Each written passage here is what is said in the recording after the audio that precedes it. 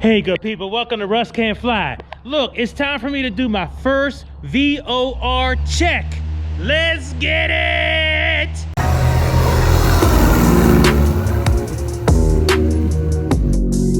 Oh my gosh, Russ can fly. Okay, so one of the things that I have to do as an instrument rated pilot, no, I'm not there yet, but I'm going to make it happen. I am going to be instrument rated, come hook or come crook.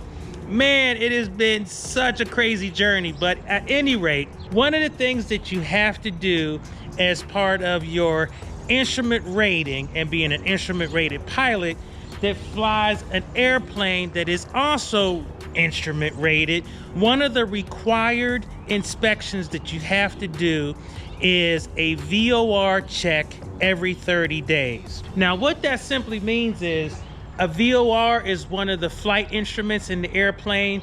VORs are ground-based stations that you can use for navigation. One of the things that you have to make sure is that the VOR instrument inside the airplane is capable of being in a certain tolerance in terms of being able to measure distances and radials from a VOR. So for a ground check, it's got to be within 4 degrees of a known signal in order for the VOR to be accurate. Now, you can do a VOR check in the air, and that's a 6-degree tolerance, but I only have one VOR or one nav system, and so it's just more prudent to do it on the ground. So one of the things that I looked at is the chart supplement, and I specifically looked for VOTs. Can't remember what that stands for, but I'll put it up, on the screen somewhere. But a VOT is an actual station that you can pull up to, point the airplane in a specific way, and dial in a specific frequency and look for that tolerance. One of the things that I noticed when I looked at the chart supplement is the closest VOT to me is at Lancaster Airport. So I thought I would show those of you who have to do this as well how it works here in the Northeast and where you can go to get that done. And that's probably a place that I'm going to go. So I figured since I'd taken the day off to do some flight training, unfortunately that's not gonna happen. We'll talk about that when I get in the airplane. So I figured since I don't wanna waste the day off, this would be a good day to get that done, especially with some weather that's coming in this afternoon.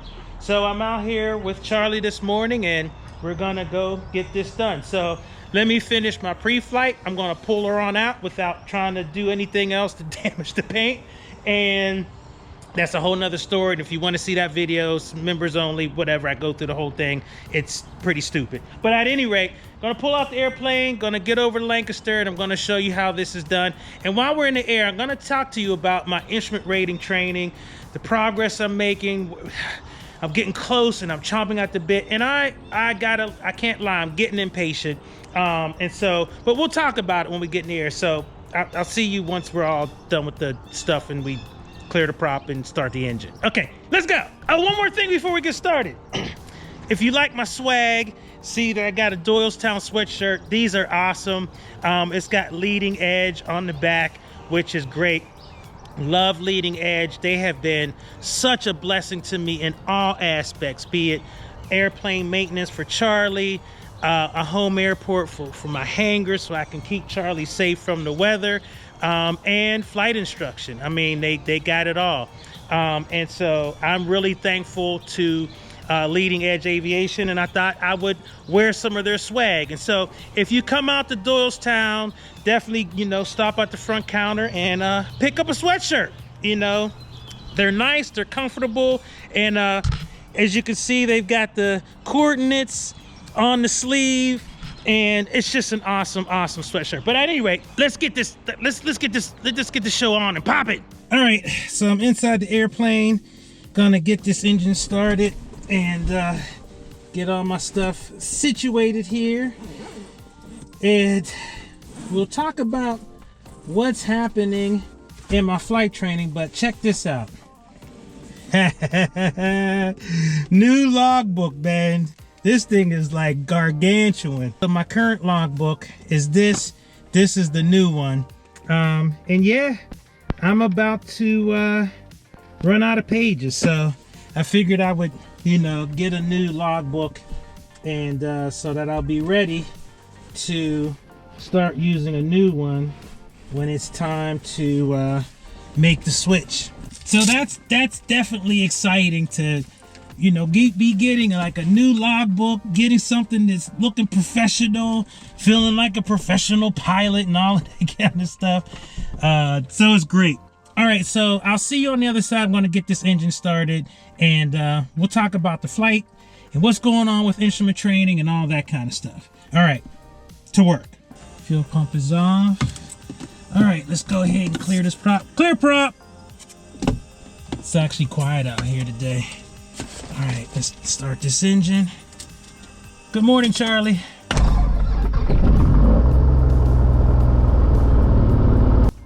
All right, so we're gonna wait for that oil temperature to come up. It's a little warmer today. Okay, so first thing I wanna do, pull this back. Let's get our weather. High condition, clear. Temperature 16 Celsius. All right, so this is gonna be a relatively quick trip over to Lancaster, where the VOR is. Now, one of the things that I'm not sure about is where it's located exactly, but that's one of the things that we'll get when we get our taxi instructions. All right, so one of the things I had to do is 10 miles out, I had to call a tower, make sure I have the right information, that kind of stuff, because it's going to be so quick. I mean, we're going to get up and pretty much go. Okay, so everything is looking good, and we're going to be ready to taxi, so I'm going to go ahead and pull off the parking brake and let it drift up a little bit. Check that brake, pull that back, and it's braking nice and evenly. Very good. And one of the things I try to make sure I do is just try to take my time, because rushing is never a good thing when you're taxiing or doing anything at all, period. Driving, flying, surfing, skiing. Your mind should be completely dialed into what you are currently doing, because if you're not and you phone it in, that's the time where you're going to do something that you are going to regret. Yeah, because one thing about taxiing back near the hangars is it's tight, and so it's definitely nothing to play with at all. This is not the time to be messing around, because you could get yourself in a world of hurt. So how's everybody doing? This is a splendid morning. I took off from work because it is definitely a work day.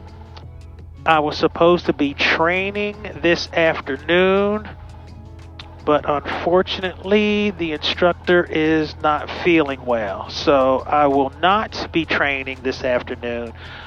But like I said, I didn't want it to be a wasted day, so that's why I decided to come out early and go ahead and do this VOR check for the first time, because I'm going to have to do it anyway after I get my instrument rating. And I am just so committed. Like I'm 10 toes down, whatever the heck that means, on getting this daggone rating. Like, I have to.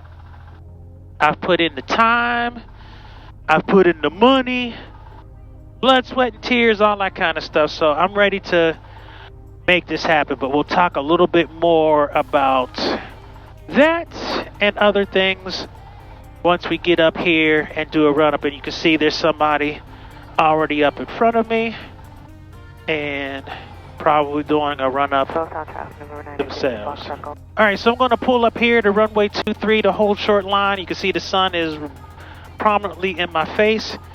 So I'm going to go ahead and do my run-up, and I'll see you guys on the other side of that, okay? All right, so my run-up is complete. Pre-takeoff.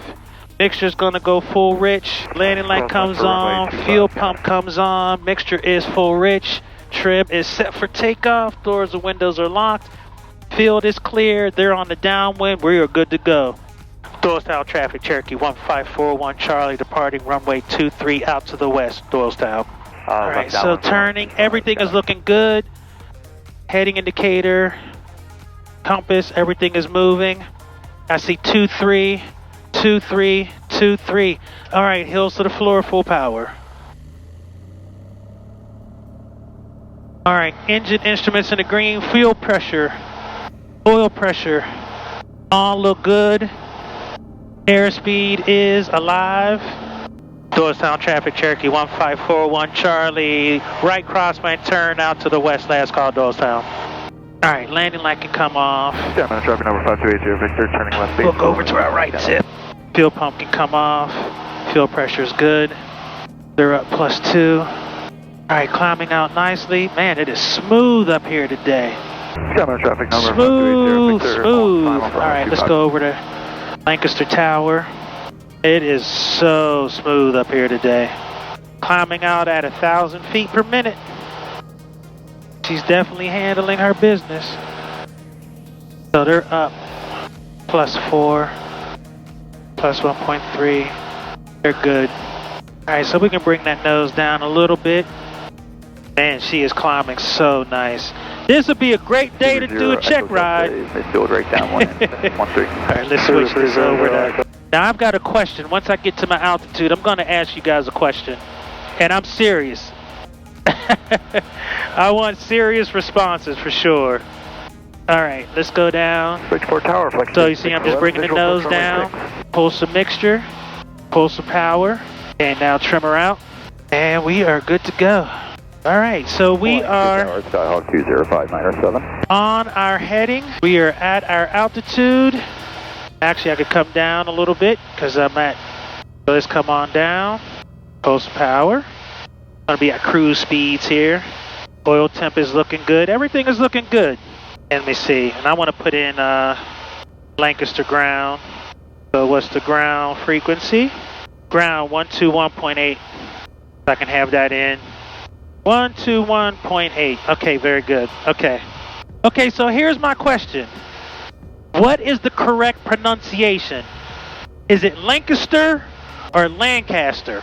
Lancaster or Lancaster? Now, I've said it both ways, but I really have never been told, like, how are you supposed to pronounce that for real? Sometimes I say Lancaster, sometimes I say Lancaster.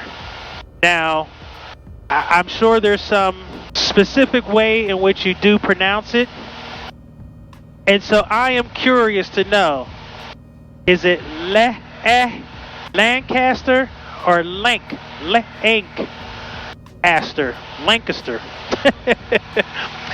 Because I'm sure sometimes I say it, people are looking at me like, what is this dude saying? Well, just know I'm from Pittsburgh. I'm not from this area originally, so I know how to say Monongahela. So one of the things that I will say is touch and go. my make left traffic, report instrument training has been excellent. I've had 2 primary instructors and they are fantastic. But here is the issue, and it's just a real practical reality. Both of them are phenomenal pilots. And if you remember back when I did my last flight with Vanessa, I was talking about her studying for her King Air stuff, right? Where she was going to be doing King Air work and, you know, getting, I guess, you know, doing check rides and getting, you know, checked out in that. I don't know how it works when you're doing, when you're doing private flights in King Air, you know, that kind of stuff from Doylestown. And their King Airs, you should see it. They just did a paint job on this thing. Whoa! I mean, they're just phenomenal. And so it must be so nice to just kind of take off from Doylestown, get into King Air, go to Martha's Vineyard, and all that kind of stuff. But at any rate, so the 2 flight instructors that I've been working with, they're really good pilots. They're also going to be part of that King Air, King Air pilots.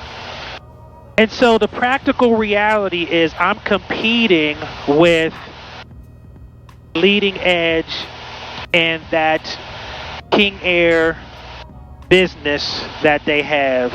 And as a student pilot, getting my instrument rating, the juice is really not worth the squeeze as it relates to me as a business concern.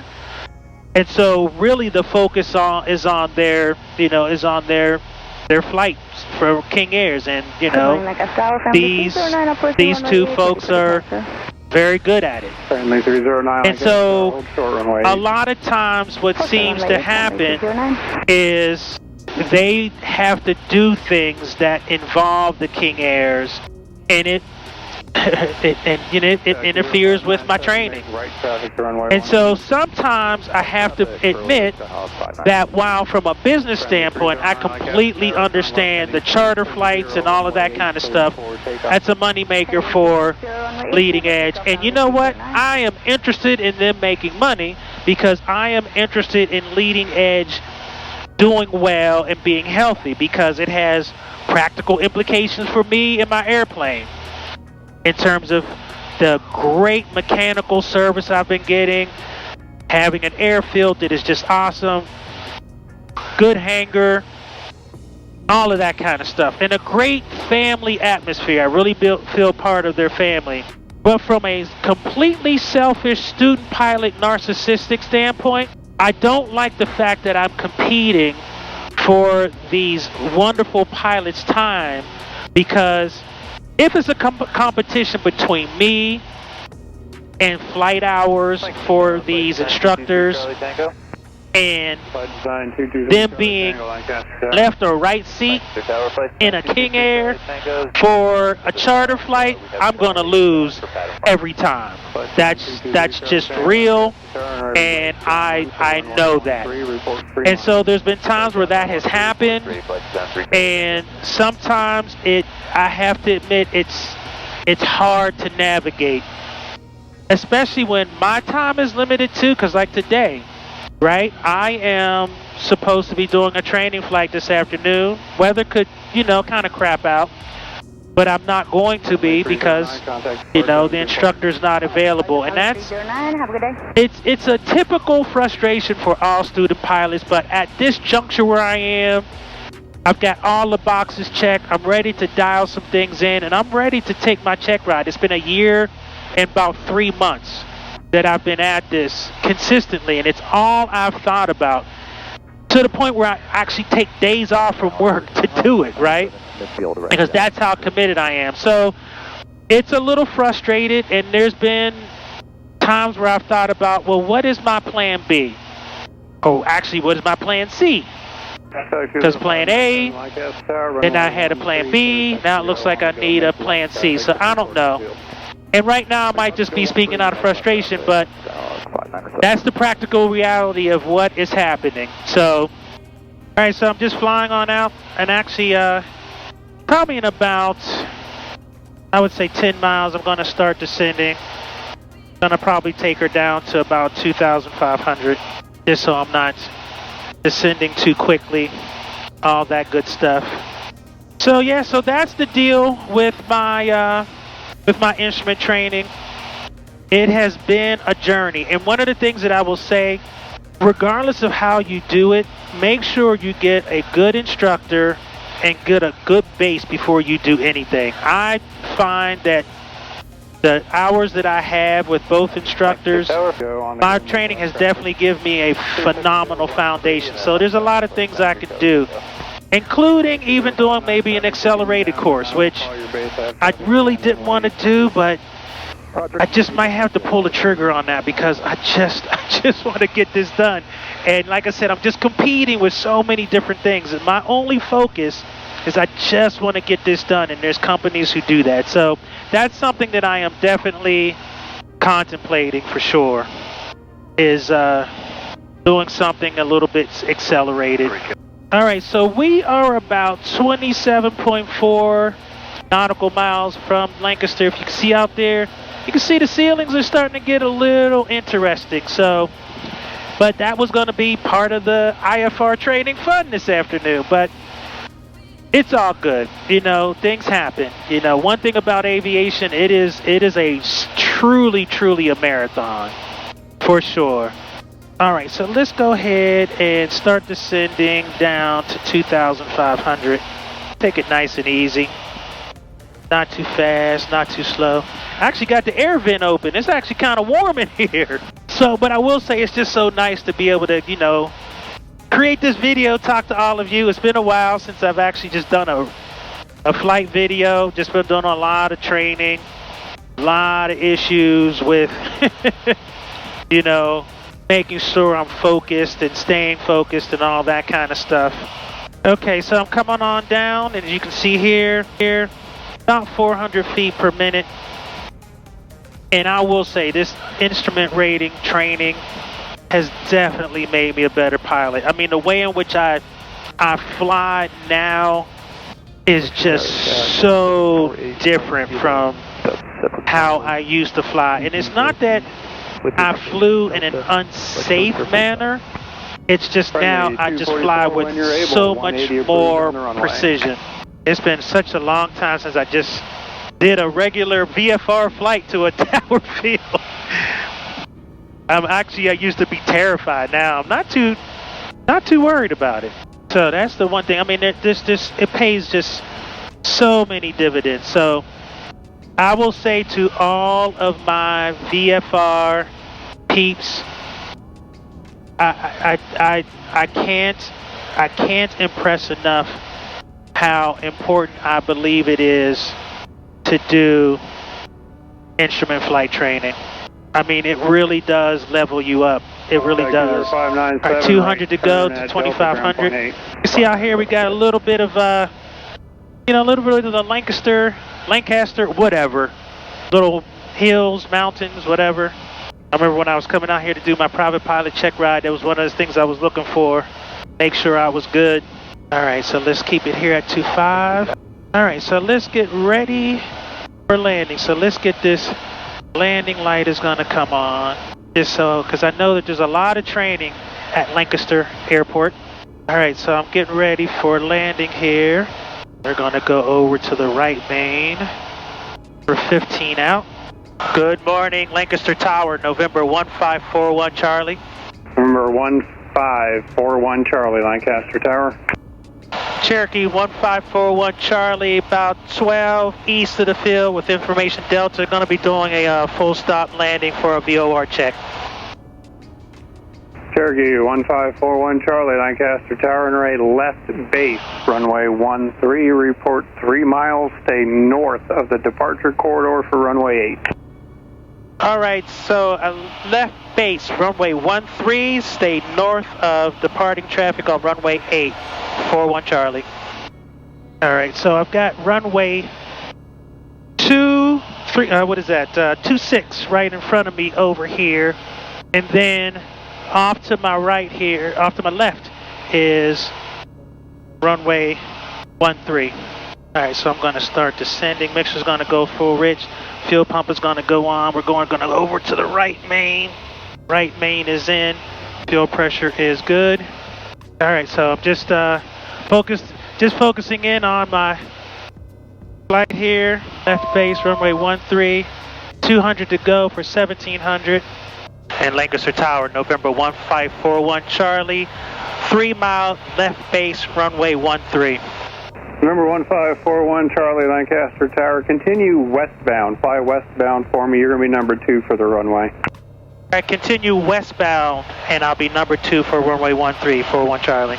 Cherokee 41 Charlie, actually, how about fly southbound for me? I'm going to bring you into runway 26 if that works for you. That'll work out better for me. 26 works for me, southbound, 41 Charlie. Roger. Proceed southbound, enter the right base for runway 26 and continue.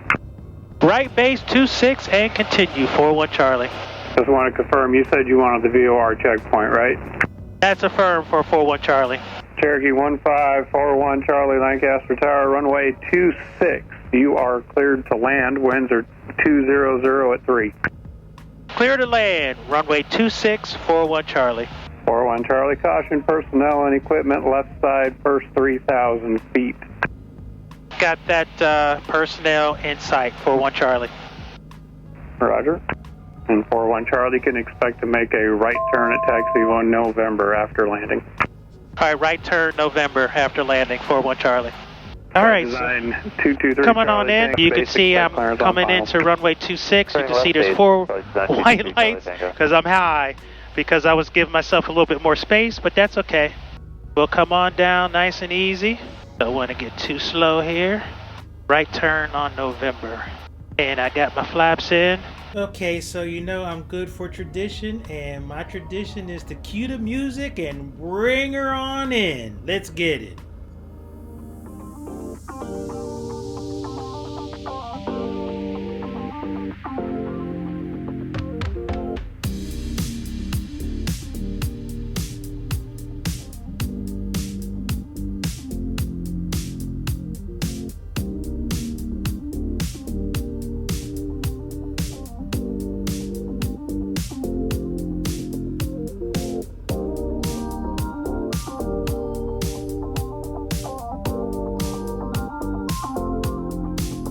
Flight Design 223 Charlie Tango Lancaster Tower, runway 13, Squeaker. clear for land. Cherokee 1541 Charlie, turn right at November. Contact ground 121.8. Right at November and 0.8 for ground, 41 Charlie. All right, so we are right at November, and we'll contact ground once we clear. And as you can see, I'm pulling up here. All right, cool. So let's clean up. Landing light comes off, and pull our mixture. Go over to ground. Lancaster ground, good morning, November 1541 Charlie, clear of runway 26 at November, ready to taxi over to the VOT. November 1541 Charlie, Lancaster ground, taxi to the VOR checkpoint via November Mike. And once you get over there, there's a vehicle in the way. Let me know if you need me to get him to move. Okay, November Mike, and I'll give you a call about the vehicle, 41 Charlie. All right, so it's going over November and then over to Mike. So this is the first time I'm doing this. It's very interesting. November and then over to Mike. Now I see November. That's Foxtrot. We don't want that. We're gonna keep on going over to November. All right, so over on November, looking for Mike. So you can see I'm just taxiing on over, and we're looking for Mike. Where are you, Mike? Mike! Okay, so here's what's interesting. So Mike, and what's that? What's direction is that right there? So Mike is pointing to the left. And Lancaster ground, just want to make sure that I'm going right here on Mike. Affirmative 41 Charlie, right turn on Mike, and it's straight ahead in front of you from there. All right, so one of the things that's interesting is that they are not visible. So you see these two gas tanks? You can see on the ground there is an arrow. So that's what I'm supposed to do, is go on over and park in that arrow.